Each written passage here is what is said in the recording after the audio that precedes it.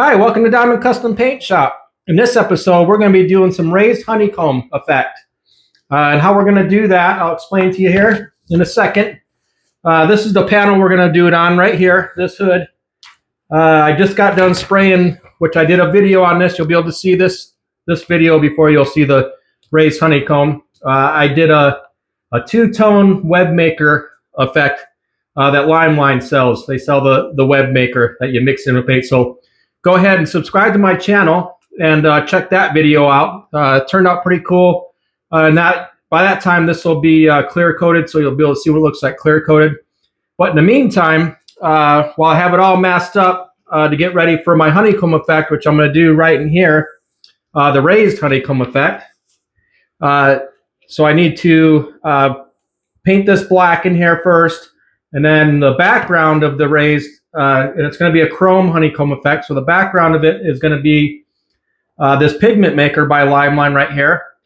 This is a purple, red, and green color shift, and that's going to be in the background. So that's going to be pretty cool.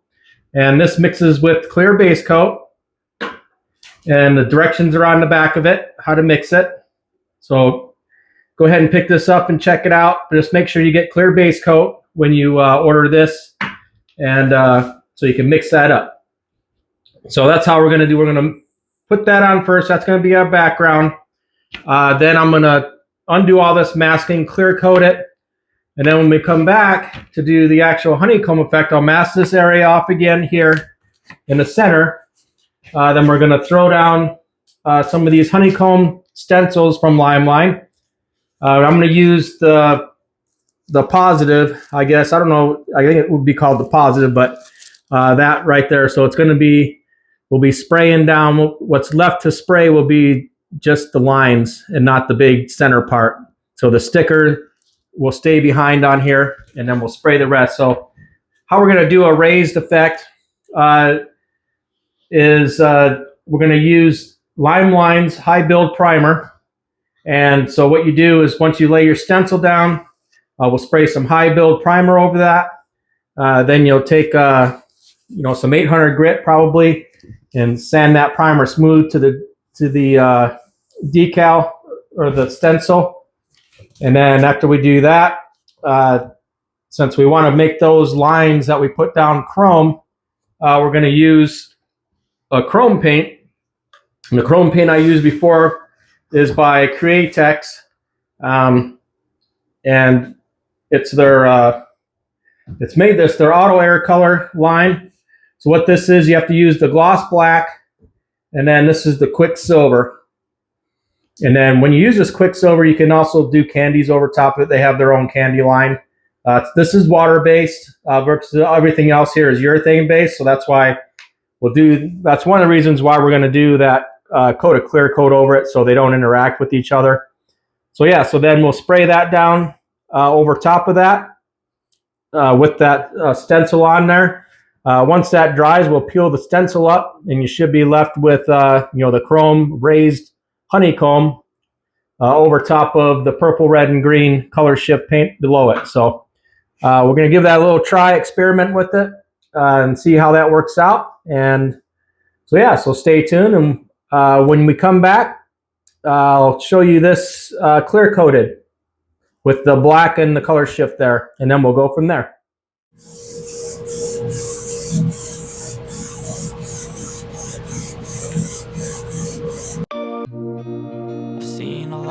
Change, been through a lot of pain. Some things are not the same as they were a year ago, but all will be okay. I move on each and every day. The past is where it stays, way back a year ago.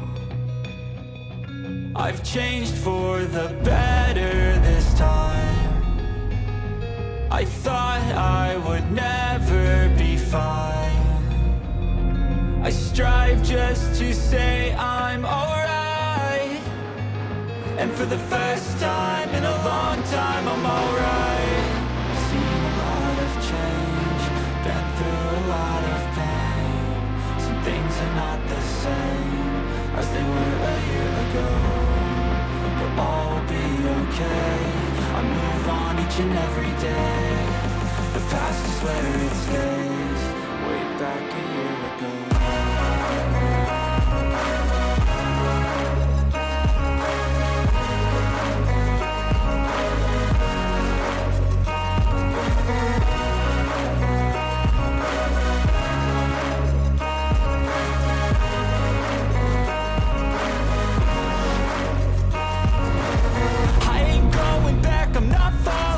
I'll push all my chips and call all in. I'll bet on myself, you keep stalling. I hear destiny and it's calling. I'll keep my head up high through the downs and lows. And we're all going life, still nobody knows. But I'ma choose what's right and take what comes and goes. And ain't no one in life holding me back no more. I've seen a lot of change, been through a lot of pain. Some things are not the same as they were a year ago. All be okay, I move on each and every day. The past is where it stays. Way back a year ago.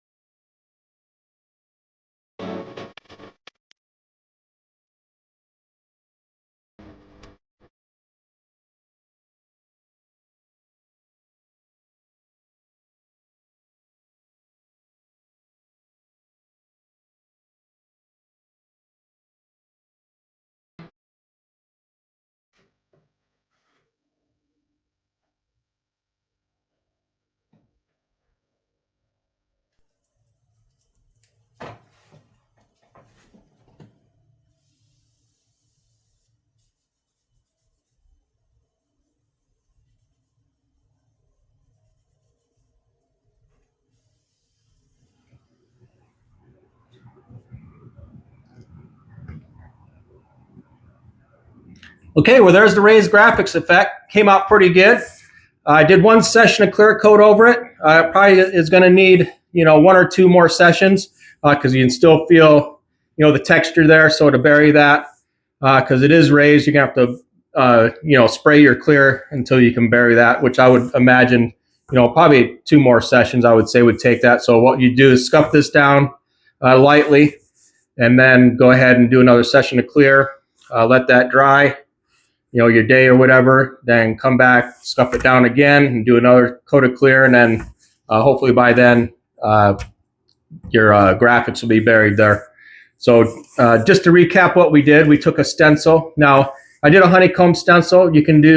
I've done it with, I've cut out little skull stencils before. I've done it with that. Looks pretty cool. But you can do it with any stencil. A lot of people do it with filigree. Looks pretty good. But yeah, you can do it with any stencil. Just follow the same steps as we did in this video. So to recap on those steps, what we did is first we did a base color here of a color shift. Then we laid down our stencil. And then we sprayed a high build primer on there, a 2-part high build primer. And the reason I use a 2-part high build primer rather than like a rattle can single stage primer, because you want that primer to be pretty tough because you're messing with it a lot. You're pulling stencils off of it and sanding it and all that stuff. So you kind of want to use a 2-part is what I recommend, so that you have a good strong primer, as strong as you're going to get it. So yeah, so we did that. In the video, I sprayed probably too many coats of the primer. I probably could have got away with 1 or maybe 2 coats. But it didn't. It was hard to tell how much it was buried if I was burying a stencil, because that's what you want to do. You want to make sure you bury that stencil all the way up to the edge. So then when you sand it down to the very top of the stencil, because what you want to do when you sand it down, you want to break that bridge that you'll have between the primer and the stencil. So when you pull your stencil up, it's not going to mess with your design at all. So yeah, I probably could have, like I said, got away with a little bit less primer, but still all works out the same. It just took a little more sanding to get down to where I needed it. So then after we sanded it down, in my application, I left the stencil there, and then we sprayed this chrome/silver. It looks more silver than chrome on top of it, and then we pulled the stencil off. There's other ways you can do it. A lot of people do it, well, they'll make everything the same color, and that looks pretty cool too with the raised effect. So what you would do in that instance is you'd sand it down. When you sand it down to the top of your stencil, then you would pull your stencil pieces off, and then you'd spray the whole area that one single color, and that turns out pretty good too. So yeah, turned out pretty good. And so if you have any questions or comments on the process we did here today with this raised effect, graphics effect, just go down in the comments section and leave me a message there, and I'll get back to you. And then I guess I'll see you on the next one.